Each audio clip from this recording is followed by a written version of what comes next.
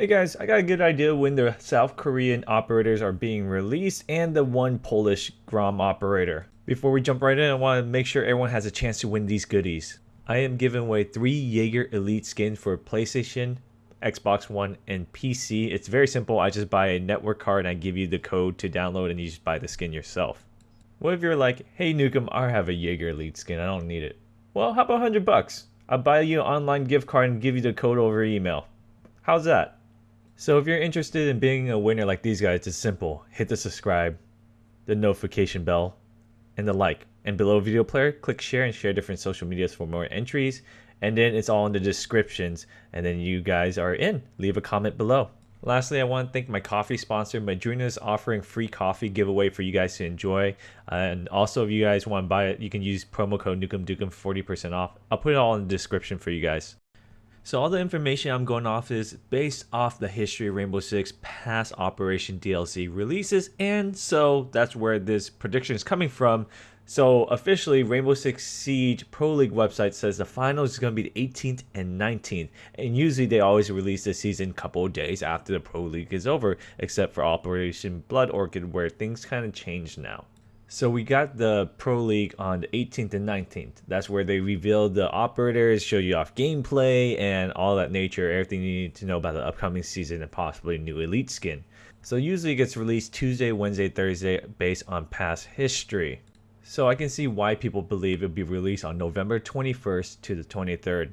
And that's a good guess, but I would have guessed that too until Operation Health kind of changed the way everything works now, and I think that date is now no longer valid.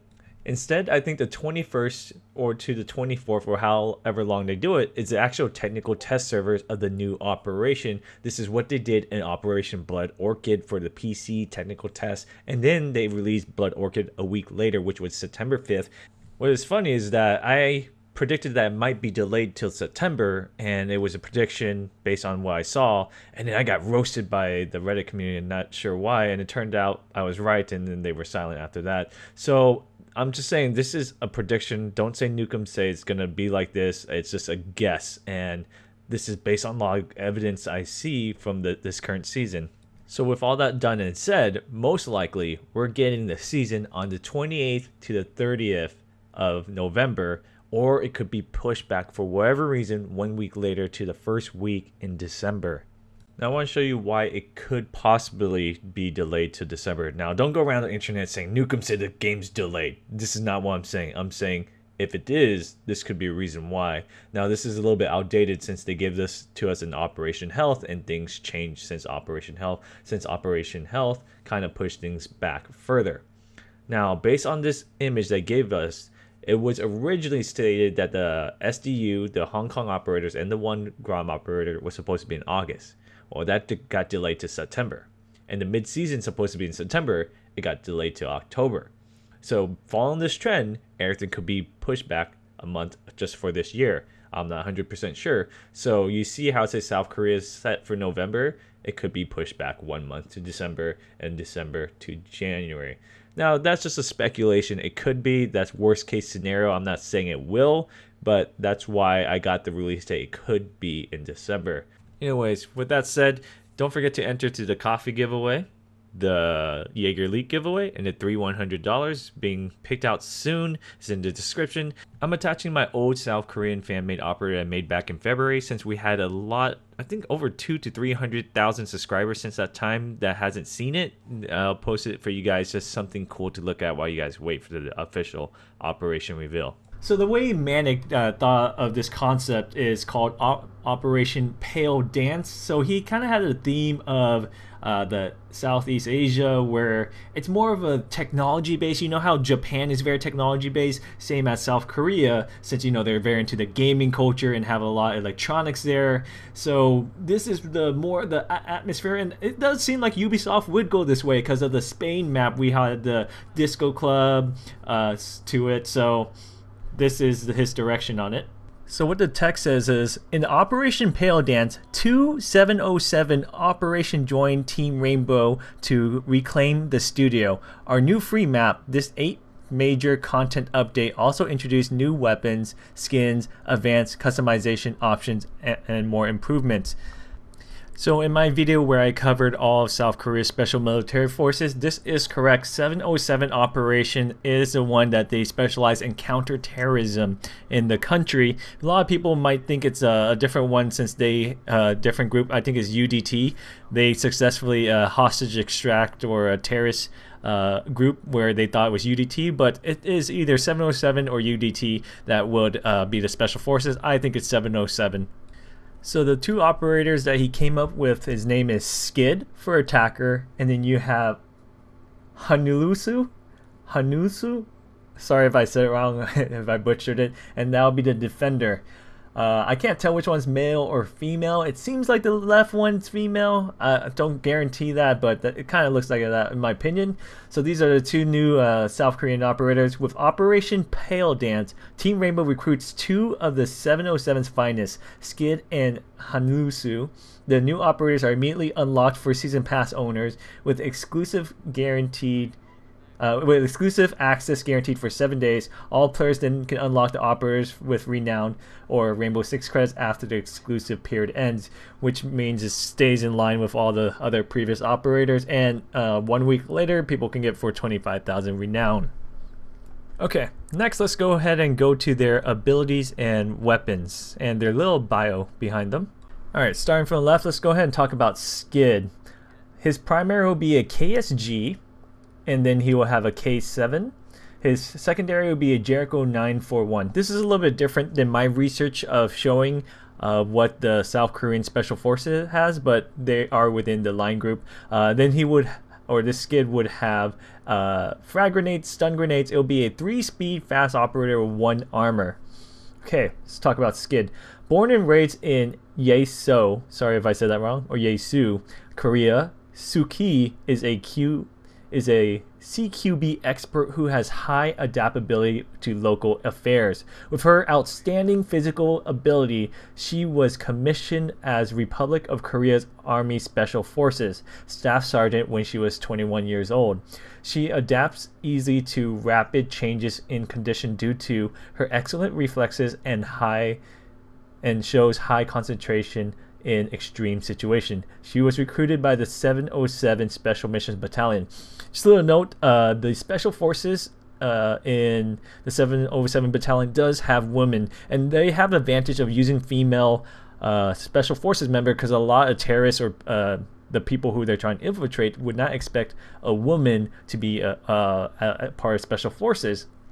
And then if you don't know, a lot of South Korean Special Forces, they train in 3 different martial arts where they practice a lot of CQB combat, which is close quarter combat. So they do a lot of knife, hand, and feet. They break a lot of bricks and things to that nature. So let's go ahead and talk about her ability. Skid has been trained to react rapid changes on scene.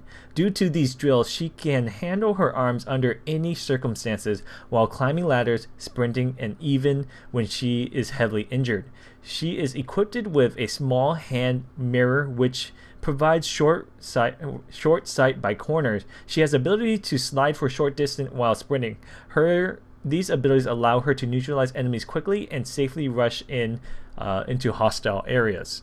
My personal opinion on this ability is, as cool as it sounds, it seems a little bit broken where it doesn't really fit in the game and the engine doesn't, or the mechanics doesn't feel like it actually works like they can add it into game. Like this ability lets her climb ladders, sprinting, and even when she is heavily injured, which means that she can use her arms, meaning she can use her guns. I don't know if it's her primary or secondary only.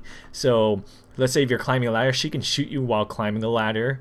Or when she's in a down state, or when she's running, she can shoot. Now that's a little bit overpowered in my opinion. An operator who can run and can shoot her gun while she's running, it's just too much.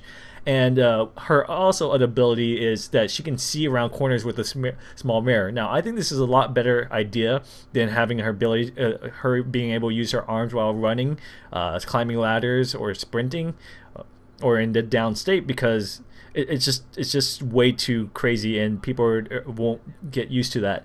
And I think the mechanics doesn't support it. But this idea of having her gadget where she can pull out a mirror and can see around corners, let's say you're out of drones, that might not be too bad of an idea. So I'm actually open to this idea of having an attacker with the mirror can peek around corners if they're out of drone, or they can turn the mirror a little bit so they can see more into the sight. Maybe it's a technology where she can actually zoom in a little bit, where it's like ACOG if she wants to zoom in her camera by pressing another button. So that's a unique idea. Alright, let's talk about his weapon. His primary is an MP9, and his secondary or other primary shotgun is a KSG. Secondary is a Jericho 941. He will be equipped with a nitro cell and barbed wire. He is going to be a fast operator with 3 speed and 1 armor. So this idea he has is these South Korean operators are going to be very high speed, fast, both on attack and defense. Alright, let's talk about his history. As an orphan, pardon me for butchering his name and anything I say that's false, because I know I have a lot of Korean fans and I'm sorry I can't pronounce it. As an orphan, Jeong-hoon grew up in Busan, Korea. As his orphan friends described to enlist, Jeong-hoon decided to join them. They were recruited by the Republic of Korea Army Special Forces, or known as ROK, short-term abbreviation for that, before transferring to the 707 Special Mission Battalion. Alright, let's go over his unique ability. One of his friends, the engineer, gave him the special device. No, I think that they're referring to Mira, since she is an engineer, a special device person. The DNM device makes noise in where it points. Once the OPFOR is exposed to noise, false information, the ping, will be shared to the opposing team, while Hanusu, the operation every OPFOR scan will be yellow pinged. My opinion on this ability is, as cool it is and as awesome I want it to be in the game, I don't think it actually works in terms of Rainbow Six Siege, providing false information. Because the way Siege works is you rely on your team callouts, your team information, and just having a false ping where you think your team puts it there, it's just that you can't believe any callouts anymore. Let's say you're playing casual or you can't talk to your team and then you see a yellow ping on your mark. You think your team is pointing at that ping, where it's in fact a false one that's created by his like a little laser, makes noise where it points. The idea of noise, like Rainbow Six Siege, is all about listening to sound, footsteps of enemy, sounds through walls, nitro cell, grenades, charges, mute jammers. And if you're gonna mess with a player's mind in a sense of all that is established in Siege, it's just fundamentally broken in the game.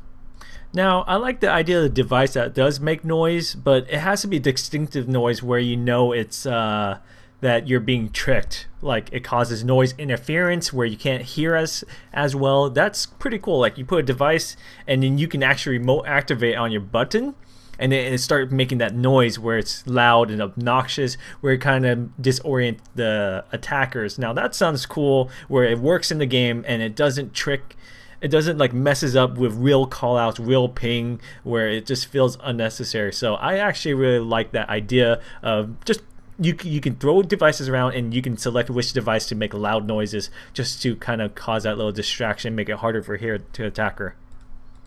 Okay. The map will be called The Studio. In Seoul, the heart of Korea, a hostile act broke out. Unidentified terrorist group took over the broadcasting station, threatened national security and the lives of people. The new studio map will be available free for all players. Interesting idea. A studio, you can have upstairs, downstairs, and middle. So I actually like this idea. This idea of studio sounds wonderful. Let me know what you guys think on that one. Alright, that's all for the fan-made theory. Thank you for the creator for sharing this. It's very cool, awesome idea. Don't forget, if you guys have not checked my coverage of the South Korean operators with the weapons, the history behind the whole military forces, possible maps and abilities, I'll put a link below and annotation, make sure that's enabled. And then I want to tell you a little bit more about Madrina's coffee and why I just love it.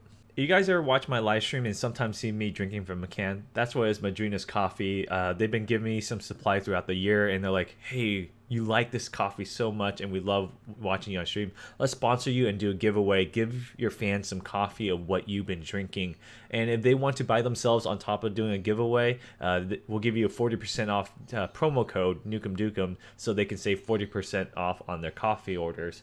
And what I like about them is that they're fair trade organic certified, which means they make sure the coffee farmers are getting paid right working conditions. Their whole website's also dedicated to recycling the environment, so they're environmental friendly, making sure the coffee's at the highest quality and people are treated right. And I just love the cold brew taste. And so they have different flavors. They have sweeter flavors, like you like mocha, vanilla. I personally just like the bold, dark, give me straight up coffee. This is the black one I've been drinking. It's in the description. You want to check it out, and 40% off. All right.